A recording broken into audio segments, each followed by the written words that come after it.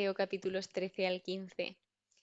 En el episodio de hoy nos acompaña una persona muy especial que tiene muchísimas cosas que contarnos y que compartir con nosotros y que no solamente quería que se quedase entre nosotras dos, sino también lo que quería era compartirlo con todos vosotros, porque una de estas lecturas, ya os contará ella, se leyó en su boda, que ella se casó el 6 de abril de 2024 de este año. Y lo siguiente me gustaría que os lo contase ella. Bienvenida, Helen. Hola, muchas gracias. Una verdadera alegría estar compartiendo contigo este pequeño momento y espero que quienes nos escuchen pues sean partícipes de la alegría porque lo que te voy a contar ahora significa muchísimo.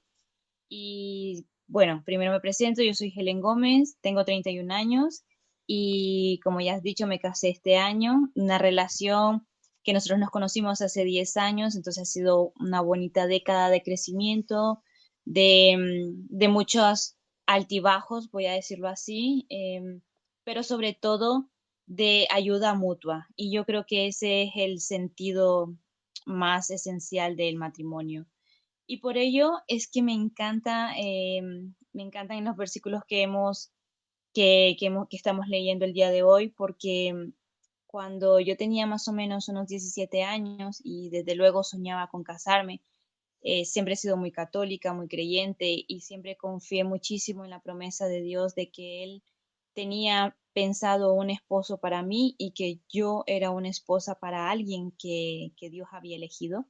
Como confiaba tanto en esa promesa, cuando yo tenía 17 años escuché este versículo en una homilía y el sacerdote hablaba de esta parábola para darnos una enseñanza a todos los que en esa ocasión estábamos en este crecimiento de la búsqueda espiritual, el acercamiento a Dios. Habían matrimonios, habían personas solteras, estaba yo que era muy jovencita. Y entonces él se enfocó en hablar del matrimonio. Y entonces cuando empezó a explicar el significado de que, o digamos, a través de la parábola, explicó cómo Dios, que tenía un campo reservado para ti, pero que ese campo tenía un tesoro y que esa persona era un todo. Entonces, digamos que esa fue la parte que a mí más me impresionó porque algunas veces, a medida que vas creciendo y vas conociendo a la gente, dices, bueno, esta persona tiene muchas cualidades, pero también tiene eh, estos defectos. Y entonces el sacerdote dijo, que textualmente, dijo, cuando conoces al amor de tu vida, es como el tesoro que estaba escondido en ese campo. Pero es que para poder entrar en ese tesoro, en ese campo, tienes que dejarlo todo, venderlo todo, ir y comprar ese campo. Y luego dijo, pero es que este campo entero tiene un tesoro y tú te tienes que quedar con todo el campo, no puedes tener solo el tesoro. Y entonces me acuerdo que muchísimos matrimonios salieron de esa homilía y lo comentaban y a mí me impresionó que decían, sí, es verdad, yo amo muchísimo a mi esposo, pero también lo quiero con todos sus defectos, ¿no? Que es decir, el campo entero. Yo sé que él como persona tiene un tesoro, pero yo quiero el campo entero y por este campo entero yo lo vendo todo, lo dejo todo y me quedo con él. Yo tenía 17 años cuando escuché esta reflexión, pero me marcó muchísimo. Me marcó muchísimo y cuando tenía 21 años que conocí a mi actual esposo, es decir, a mi esposo, el amor de mi vida, pensaba mucho en este evangelio y, y todos los días me marcaba la frase, voy a vender todo lo que tengo para comprarme este campo porque yo sé que tiene un tesoro. Y cuando nosotros empezamos a hablar de casarnos, le conté esta experiencia a mi novio y entonces él se impresionó y me dijo, entiendo que el matrimonio es decir no a todos los demás, en este caso a todas las demás, para decir sí a un único campo, con todos sus tesoros y sus defectos y con todas las alegrías que pueda tener y decirle sí para siempre.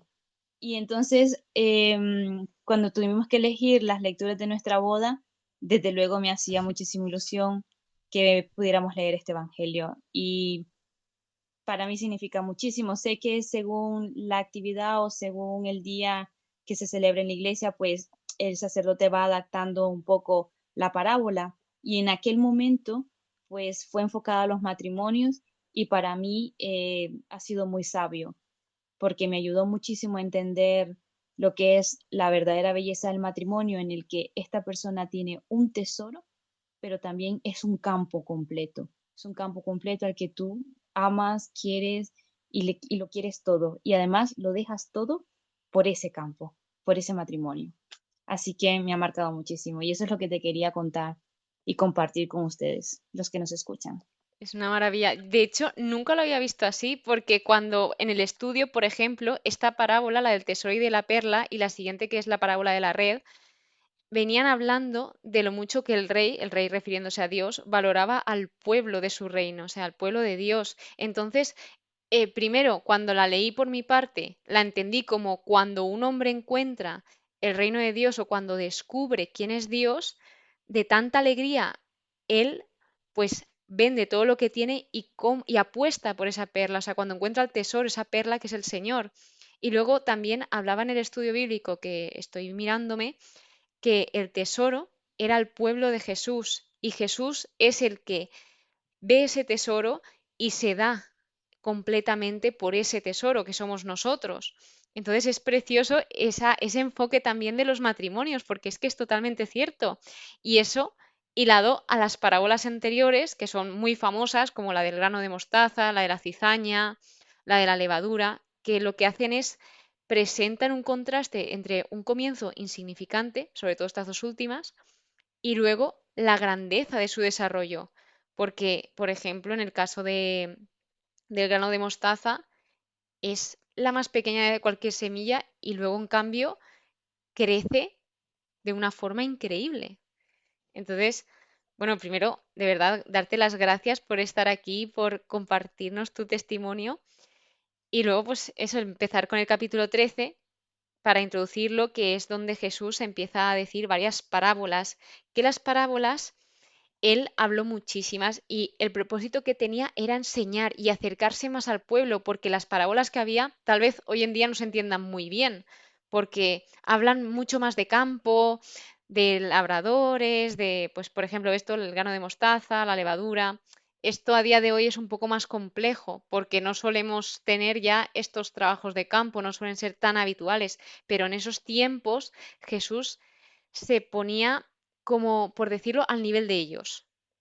Sí, Entonces, me parece muy interesante porque Jesús las está explicando, o sea, primero las explica y los discípulos en muchas ocasiones no entienden qué quiere decir, como que Jesús presenta la parábola y luego los discípulos le piden que por favor la explique y él, por supuesto, responde explicándosela.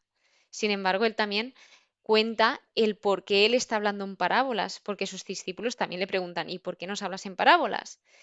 Y una de sus respuestas es porque mirando no ven y oyendo no oyen ni entienden.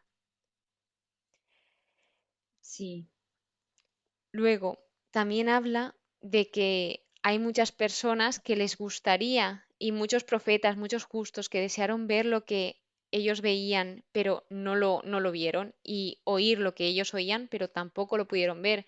Entonces aquí también es ver ese regalo que Dios nos da de poder ver lo que podemos ver y lo que podemos oír. sí, la verdad que por eso yo, a mí lo que más me gusta de toda la misa, de toda la Eucaristía, es cuando el sacerdote también acerca estas parábolas a nuestro día a día. Entonces, un poco lo que tú decías, ¿no? Hay ciertos trabajos o ciertas actividades que a veces se nos quedan lejanas porque no tenemos esa vida actualmente, pero cuando el sacerdote acerca esa realidad o lo que Dios nos quería transmitir a nuestra realidad, la verdad que a mí me impacta muchísimo porque el salir de una Eucaristía reflexionando de tu vida, reflexionando de tu futuro, es a lo que realmente estamos invitados, porque si vas a misa se tiene que notar que has visto la grandeza de Dios, que Dios habita en ti. Y entonces yo en mi vida, particularmente con este evangelio, yo en mi vida lo tenía clarísimo que, que Dios tenía un tesoro, había puesto también un tesoro en mí, y yo quería que la gente viera el tesoro que había puesto en mí, de alguna forma, ¿no? Siendo más educada, siendo más tranquila, teniendo más paciencia, escuchando a los demás, porque Dios ha puesto en mí ese tesoro que es a lo que todos estamos invitados, la cercanía a Dios, el reino de los cielos. Si Él nos ha prometido el reino de los cielos, pues lo tenemos que buscar y acercarnos a Él. Y entonces confiar en esa promesa, que es, digamos, confiar es una palabra muy profunda porque hay adversidades y demás. Sin embargo, si te mantienes firme en la fe, como el grano de mostaza, y luego confías, la verdad que Dios en su infinito amor nos permite vivir cosas extraordinarias y me imagino que era también un poco lo que vivían los discípulos, porque los discípulos estaban con Él, se acercaban, le preguntaban, le buscaban y se les tenía que notar que ellos eran diferentes porque Dios estaba junto con ellos, junto a ellos. Y es lo que nosotros tenemos que tratar de vivir ahora, que Dios está entre nosotros. Y bueno, para mí estas parábolas pues siempre me invitan. Cada vez que salgo de misa pienso a qué me ha invitado Jesús hoy a través de su palabra, que es un poco em, también personalizando el Evangelio en mi vida. Las personas, como dice aquí, como te quedabas tú, dice en varias ocasiones en estos capítulos que las personas quedaban maravilladas después de oír todo esto, porque claro, es que eran cosas que no cualquier persona te contaba y cosas muy profundas.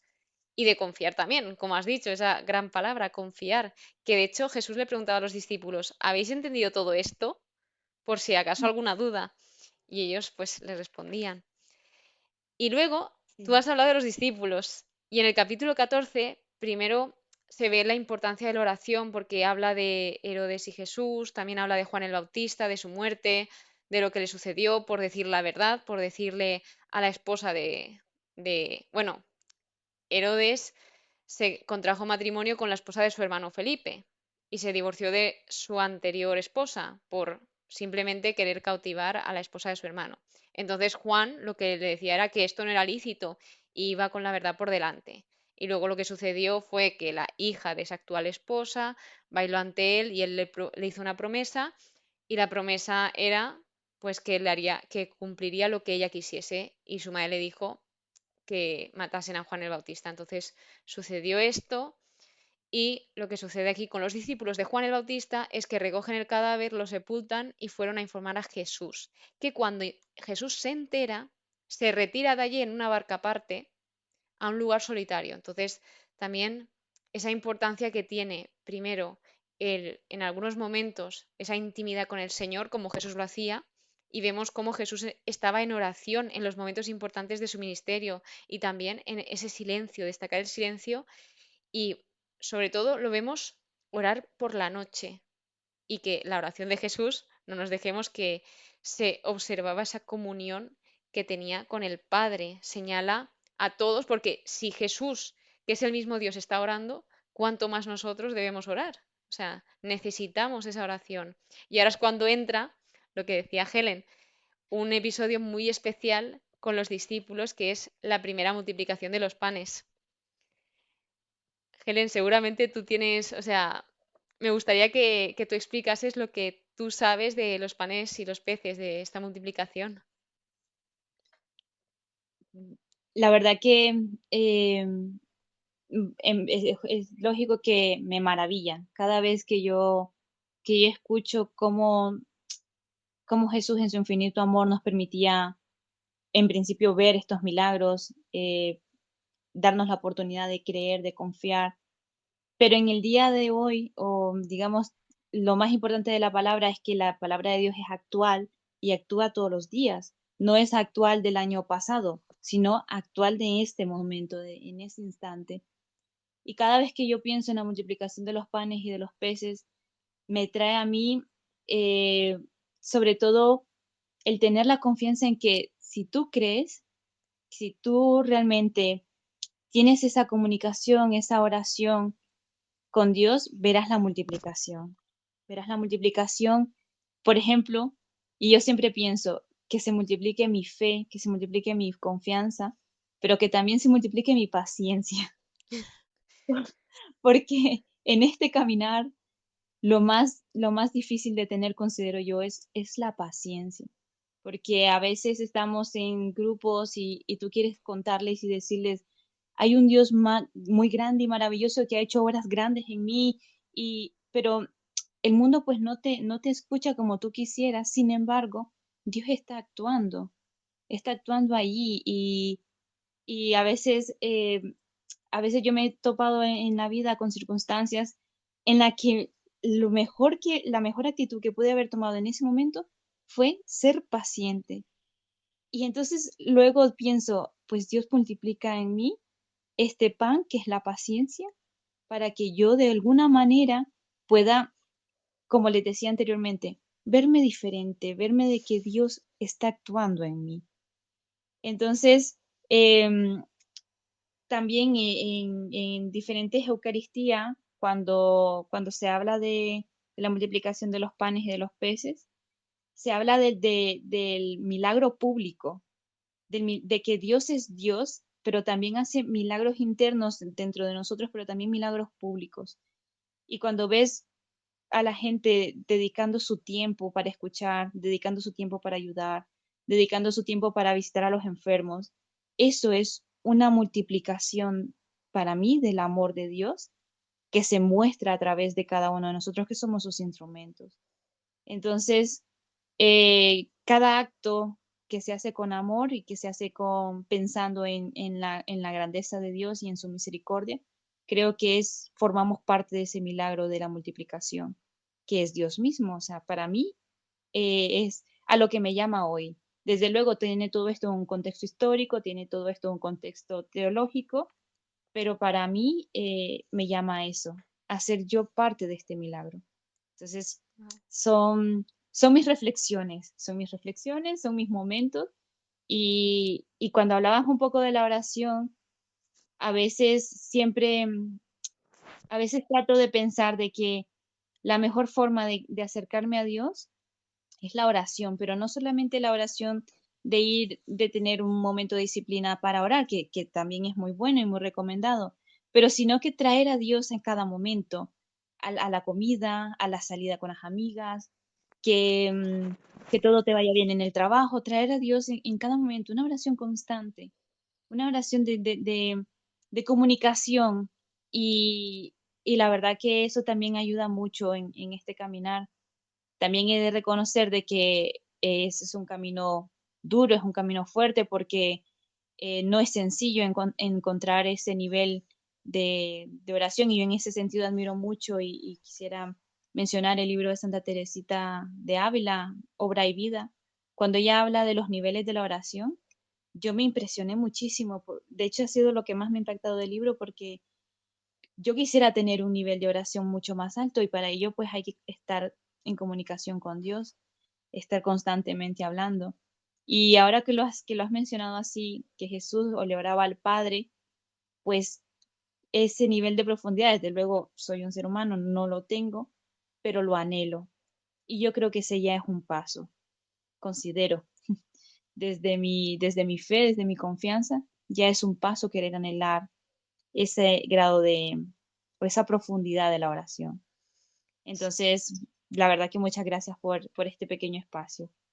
Sí, y luego lo que sucede aquí es que después de esta multiplicación en la que hace partícipe a los discípulos, porque Jesús no hace este milagro solo, sino que él lo que hace es insistir en hacer este milagro a través de las manos de sus discípulos, porque dio los panes a sus discípulos y los discípulos a la gente, que hasta hace muy poco no me di cuenta que esto es la comunión. O sea, cuando un sacerdote te está dando la comunión, la sacerdote, o sea, es muy fuerte y no me había dado cuenta hasta ahora. Es parte de la misa y nos lo estaba diciendo con la multiplicación de panes y peces. Pero bueno, y después de esto es cuando viene Jesús caminando sobre las aguas y los discípulos temen. Entonces Jesús, que esto no suele pasar mucho, les dice, tranquilos, soy yo, no temáis. Y luego lo que me gusta mucho es cuando Pedro sí que es verdad que parece que confía en él porque va andando sobre las aguas gracias a que sus ojos están puestos en Jesús, o sea, él puede hacer lo milagroso cuando sus ojos estaban puestos sobre Jesús. En cambio, cuando de repente viene el viento y desvía ese foco, él pasa a tener miedo y cae. Entonces Jesús lo rescata, lo salva, como hace con todos nosotros día a día, y le dice, ¿por qué dudaste? Y luego, bueno, es cuando ya sus discípulos postrados en la barca lo reconocen como hijo de Dios. Verdaderamente eres hijo de Dios. Estos capítulos, la verdad, que hablan de mucho. Luego habla de la curación, de que muchos con solo tocar la orla de su manto quedaban curados. Y ya el capítulo 15, que este es el último que abordamos, es cuando está discutiendo Jesús sobre las tradiciones farisaicas contra los fariseos, porque ellos siempre intentaban pillar a Jesús de una forma u otra. Entonces ellos van y le hacen una pregunta y Jesús les responde con otra pregunta. La cosa es que aquí lo que había sucedido es que la tradición de los fariseos había anulado la palabra de Dios. Y luego lo que les dice es, oíd y entended, no es lo que entra en la boca lo que contamina al hombre. Lo que realmente contamina al hombre es lo que sale de la boca. Que esto, lo que sale de la boca, viene dentro del corazón.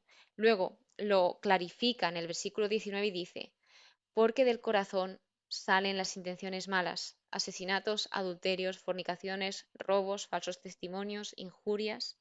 O sea, entonces lo que viene a decir es que ellos se quejaron porque algunos comían sin lavarse las manos y acababa él respondiendo, comer sin lavarse las manos no contamina. Esto sí, lo que salía del corazón, que es esto que os acabo de comentar.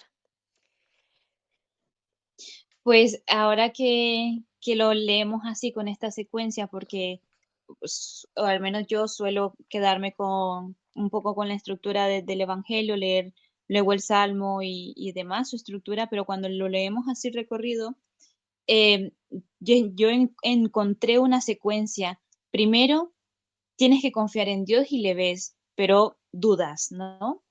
Una vez que dudas, tiendes a caer, a caer en este caso como Pedro, ¿no? Que Pedro dudó y se quedó, y se quedó a la espera de que Dios le salvara. Dios te da una oportunidad, que en este caso era Jesús, le da una oportunidad y como a todos, todos los días. Pero luego la secuencia es que si le pudiéramos poner como un orden entre ora, confía, no dudes, no tengas miedo, Dios está actuando y a continuación le dice, pero es que así tendrás puro el corazón y todo lo que salga de ti será bueno. Y no es lo que entre, sino que todo lo que salga. Entonces, yo ahí veo como unas pautas a seguir, una escalera para subir. Tú continúa orando, tú continúa confiando, no tengas miedo, no caigas como Pedro y reconoce a Dios como hicieron los discípulos en la barca y tu corazón será pleno y todo lo que salga a partir de ese momento de tu corazón será grande. Y entonces, si lo leemos en esa secuencia, la verdad que a mí me da una invitación muy grande de sobre todo la perseverancia, de continuar en el camino y luego saber de que yo al menos tendría la alegría de saber que lo que salga de mí realmente alaba, edifica, es bueno y no lo que mencionabas, ¿no? Todo lo malo, el adulterio, todo lo que conocemos, ¿no? El Mm. adulterio, etcétera, sino que solo cosas buenas, que estamos invitados a ello y a tener esa conciencia, ¿no? Esto no lo hago porque sé que no es bueno. Entonces, me invita a una secuencia muy buena. Tengo deberes ya. Lo que le continuaba a esto es la curación de la hija de una cananea que hasta ahora sabía que era un trozo importante, pero no sabía que era tan importante porque lo que sucede aquí es que, claro, se supone que Jesús iba a por las ovejas perdidas de Israel, que Israel era el pueblo de Dios. Sin embargo, habían unas personas que eran los gentiles y se le acercó una gentil. Ella era una madre y pedía por la curación de su hija, y la madre no paraba de insistir. Entonces los discípulos lo que hacían era rogarle que la despidiese, y despedirla era despedida con ese deseo satisfecho, o sea, despídela, hazle eso y ya está. Entonces, la madre, incluso hasta 3 veces, es como, entre comillas, no llega a ser rechazada por Jesús, pero como que Jesús la desvía un poco. Y esto recuerda a cuando Jacob, allá por el principio del Antiguo Testamento, le decía a Dios, no te dejaré hasta que me bendigas. Entonces, a la última contestación que le dio la madre a Jesús, Jesús le dijo, mujer, grande es tu fe, que te suceda como deseas. Es decir, lo que he visto es que Jesús nunca dijo esto a otra persona. Y justamente era una persona que no era judía. Entonces, esto era aún más razón de escándalo. Así que fue como muy fuerte, porque esto era para una mujer no judía, y además es que podemos pensar, también se elogió al centurión por su siervo, por la tan grande fe que tenía el centurión, que también tenía grande fe. Pero sí que es verdad que Jesús, a la hora de decírselo al centurión, lo decía de forma más genérica. En este caso se lo dijo directamente a ella. Jesús cara a cara a ella, mujer, grande es tu fe. Y esto me fascinó. Sí, estoy contigo, Eva. Comparto contigo la fascinación por el reconocimiento de Dios en la fe de cada uno de nosotros. Porque en este momento pues me personalizo y digo, yo soy esta mujer que le está rogando todos los días a Dios, eh, y Dios me escucha y según mi fe también actuará. Entonces, por eso el camino, ¿no? De tener sobre todo muchísima fe para encontrarle a Él. Y ya, pues para finalizar, habla de numerosas curaciones junto al lago, que la gente, como comentábamos, maravillada, los mudos hablaban, los lisiados curados, los cojos caminaban, los ciegos veían, todos alababan al Dios de Israel, y luego se vuelve a dar la segunda multiplicación de panes. O sea, no bastaba solo con una, sino que hubo una segunda multiplicación, porque Jesús sentía compasión de la gente, que compasión me pareció muy interesante, que proviene del griego en este caso, y en específico su significado es todo su ser se conmovió hasta su profundidad más baja. O sea, es muy bonito Bonito. cómo Jesús nos ama y cómo Él se pone en nuestro lugar. Y hablando de milagros, porque lo de los panes fue un milagro, las curaciones fueron un milagro, todos estos capítulos están llenos de milagro, pues al final todos los días es un milagro. Y lo que sucedió con David y Helen también es un milagro, porque ellos dos se eligieron mutuamente. Con las millones y millones de personas que hay en el mundo, ellos se eligieron el uno al otro para siempre y se comprometieron ante Dios para siempre. Y eso es un milagro, que hoy en día hayan dos personas que se comprometan a algo tan grande. Gracias. Gracias, pero yo también reconozco que Dios ha actuado grandemente en nosotros. Es, todos los días vivimos un milagro. Todos los días cuando sale el sol, agradecemos y decimos, gracias Dios porque nos has permitido conocernos, vernos, querernos, amarnos y estar juntos. Para nosotros todos los días reconocemos que ha sido una obra maravillosa de Dios en su eterno amor y misericordia. Un milagro de verdad. La verdad que sí. Gracias. Gracias a ti, Helen, por acompañarnos en este episodio. De verdad que para mí es todo un privilegio que nos compartas todo esto. Y nada, pues aquí te esperaremos por si algún día quieres volver. Gracias. Muchas gracias. Pues nada, muchísimas gracias a vosotros también por escucharnos. Que paséis muy buen día y que Dios os bendiga.